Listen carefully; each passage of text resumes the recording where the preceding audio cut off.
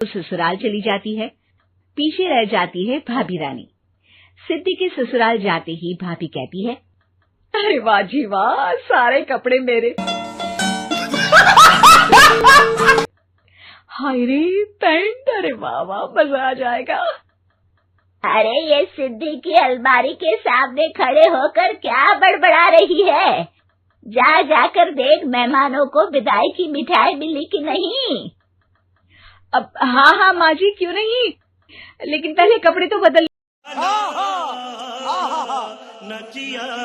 लूं। अब रानी आ जाती है सिद्धि के उन कपड़ों में जो वो ससुराल जाने से पहले घर छोड़ जाती है। अरे रानी, कुछ दिन रुक जाती। अरे ये तो सिद्धि बिटिया को मैंने ही दिया था, बड़ा ही फबता था उस पर, तुझ पर तो कुछ खास नहीं लग रहा।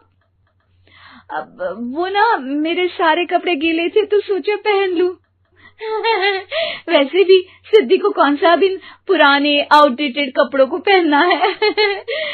वैसे भी ये सूट तो मैंने तभी पहना था, वैसे खास है भी नहीं ये। हाँ ठीक है, लेकिन ना मेरी सिद्धि पर तो जमता था। सारे मेहमान चले जाते हैं और सिद्धि ससुराल से मायके पहली बार आती है। अपना घर, अपना कमरा, अपनी अलमारी। और अभी तो रुको, क्लाइमैक्स अभी बाकी है। ये बोलकर जैसे ही सिद्धि अलमारी खोलती है तो सामने उसके कपड़ों की जगह कुछ और ही रखा होता है। माँ, ओ माँ, जरा कमरे में तो आना। सास और रानी वहां पहुंच जाते हैं।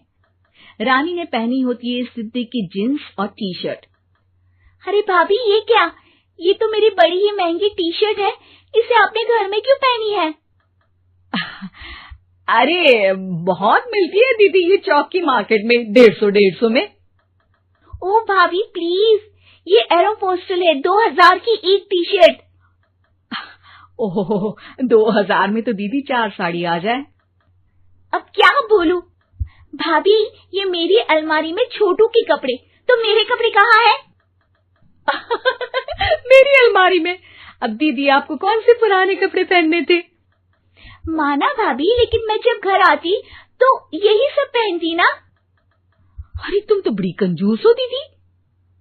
खैर, वक्त आता है जब सिद्धि ससुराल के लिए रवाना हो रही होती है।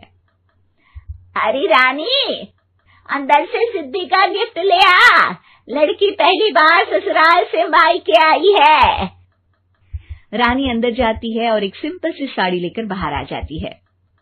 ये लीजिए माँ जी। सास बेटी को गिफ्ट देकर ससुराल भेजती है। अगले दिन रानी एक सुंदर सी साड़ी पहनकर सामने आती है। अरे रानी, ये तो वो साड़ी है जो मैंने सिद्धि को देने के लिए दी थी जब वो ससुराल ले जाती, लेकिन ये तूने कैसे पहन ली? अरे माँ जी, ये साड़ी तो मुझे बहुत पहले से ही पसंद थी, लेकिन चिंता ना करिए, मैंने सिद्धि के लिए भी अच्छी सी साड़ी दी है। हाँ। तभी सिद्धि का फोन आता है। क्या माँ, कुछ अच्छा तो दिया होता ससुराल ले जाने के लिए। अरे पहले दिखा दिया होता। ये चमकते हुए पैकेट में नौकरानी वाली साड़ी मत दिया करो माँ। अरे बेटे, वो तेरी भाभी ने ना गलती से उससे पैकेट बदल गया। हाँ, मैं कल ही तेरे भाई के हाथ से तेरा वाला पैकेट भेज दूंगी। अरे रहने दो माँ, आई एम श्योर भाभी ने अभी वही साड़ी पहनी होगी जो तुमने मेरे लिए रखी थी। तुम तो समझ नहीं पाई उनको। खैर छोड़ो, मैं ज्यादा बोलती अच्छी नहीं लगती, रहने दो, आपको उन्हीं के साथ रहना है, फिर बात करेंगे। सास को रानी पर गुस्सा आ जाता है। वो उसके कमरे में जाती है जहाँ वो शादी का एल्बम देख रही होती है। रानी, मार्केट जाकर एक ऐसी ही साड़ी लेकर कल प्रतीक जाकर सिद्धि के घर दे आएगा। अरे क्यों माँ जी, कितनी साड़ी देनी है दीदी को? यहाँ कोई सेल लगी है क्या? अरे चुप कर, मेरे बेटी के हिस्से की साड़ी खुद पहन ली, अब ज्यादा ज्ञान बांट रही है। एक दिन सिद्धि का फोन आता है। माँ, मेरी सास ने आप सबको खाने पर बुलाया है। सारे लोग सिद्धि के ससुराल पहुंचते हैं। खाना खाकर वो लोग निकल रहे होते हैं कि सिद्धि की सास सभी को गिफ्ट देती है। अरे बहन जी, बेटी के घर का खाना खा लिया यही बहुत है, जो आप ऊपर से गिफ्ट भी दे रही है। रुको जरा, सब्र करो। अरे बहन जी, आप भी कहाँ इन बातों पर विश्वास कर रही हैं। सास सभी को गिफ्ट देती है, लेकिन रानी को जो साड़ी देती है वो अजीब सी हरे रंग की, लाल रंग की बड़ी छाप वाली होती है।